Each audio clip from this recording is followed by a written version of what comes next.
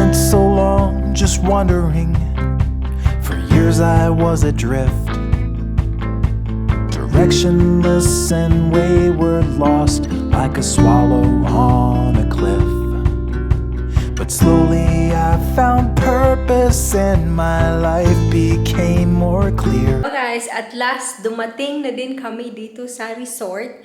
We're gonna stay here for a week and the resort is called Caldera Bay dito sa Greece. Platinias, Greece. And then, yung room na nakuha namin guys, sobrang laki. Actually, in the website, it shows good for 6 people. Pero, sa tingin ko, 4 lang ang makakasya dito. Dalawa sa main room, tapos isa dyan. Tapos, ang saya pa guys because we got our own private private pool. I'm pretty sure i-attach ko dito yung parang room tour ni Martin.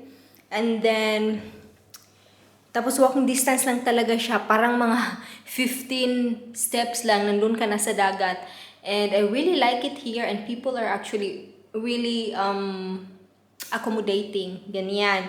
At saka I thought it's gonna be difficult traveling kasi the last time nga nag-travel kami that was in Philippines, na-stuck kami doon because of the corona, and then we know that the pandemic is not over yet, but I was like worried because maybe it will be, you know, a lot of restrictions and all that.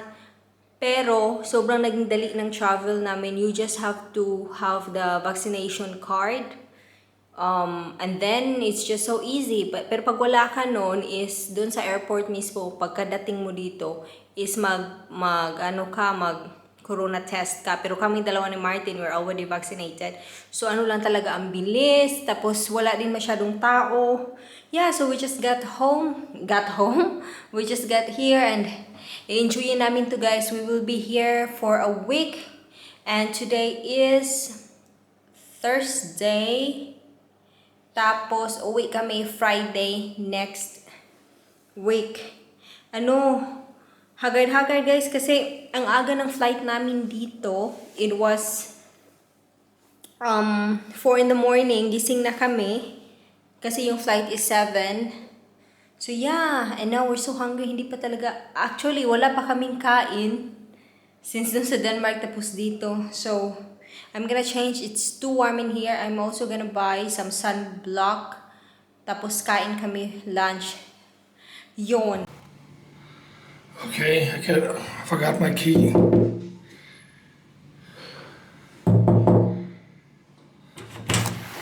Welcome. Okay.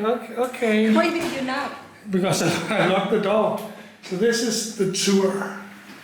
So there's a lot of space for maybe something here. I don't know what to do. Maybe we're gonna dance here. This is the dance space. Then there is here for eating. Slowly with the camera. A little, a ref that's nice, and a little cabinet, and you can make a cup of coffee and have some bread because we're really bad at going down there. And then there is 2 beds here. Right? And then we go straight to the toilet. This room is connected to somebody. We cannot open it. The bedroom. It is what it is. It's okay. Bathtub. Hair dryer. CM will be happy. And then where the action gonna happen? The action. The action. This is the action place.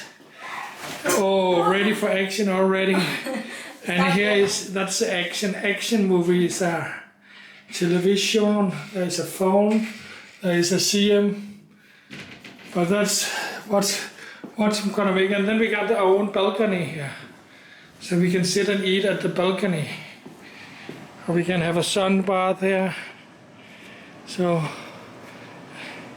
this is like our own balcony. But what happened here is there's actually a private pool.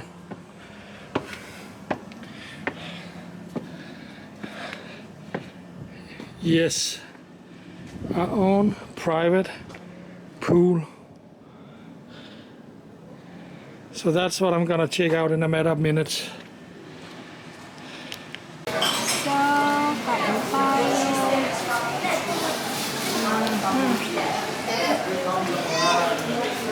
Here.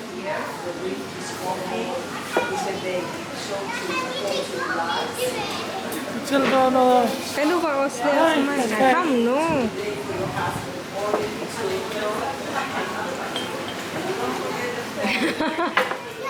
Martin, hvorfor? Cheers. Martin, Cheers. kom nu. Cheers. Skål, gammel. Kom nu. Jeg er tørst.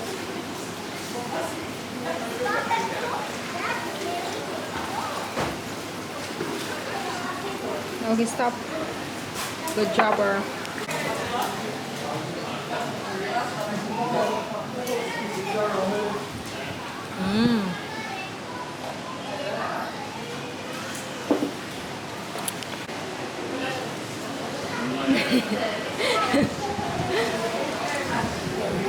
This is gonna be my holiday experience. You with a camera.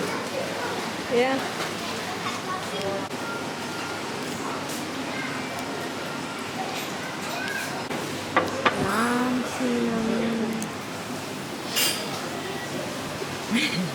Yummy, don't? Yummy, ba? Nej. Nej.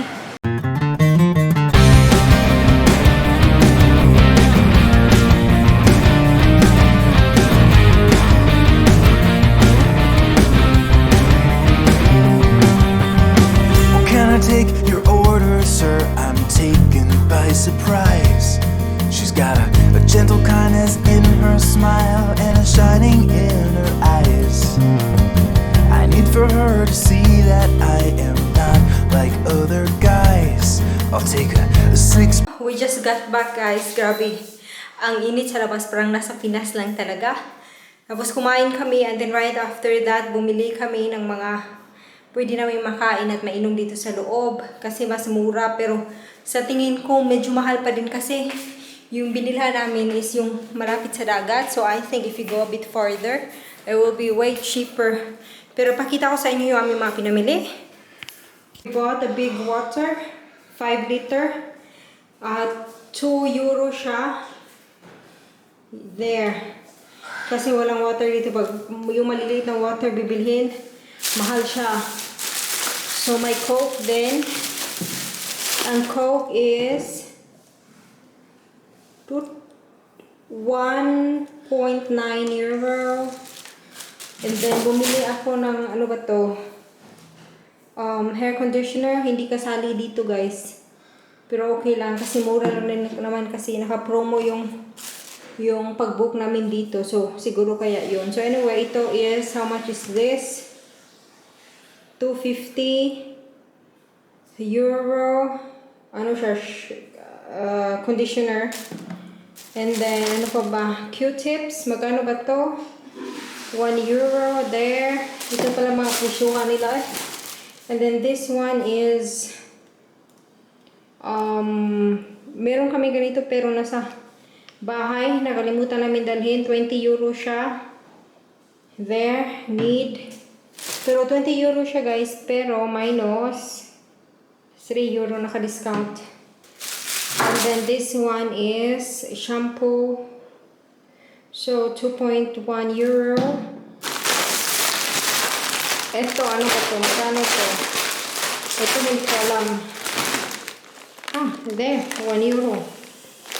Chips. Tapos, bumili kami ng, ano pa ba? What's this? Oh, chocolate. Yung Martin to, 1.2. There. Tapos, yung beer is 2.466 na beer, guys. That is 6.4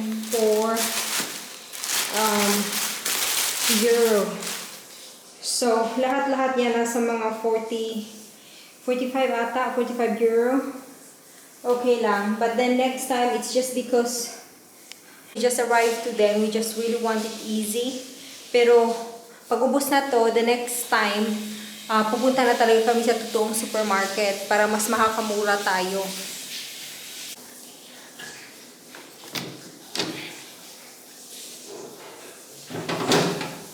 Saan ka siya?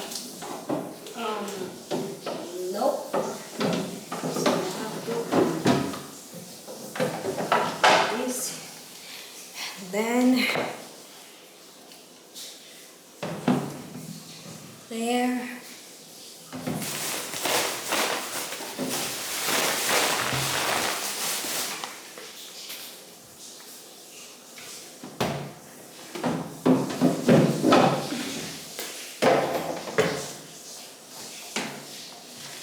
we doing?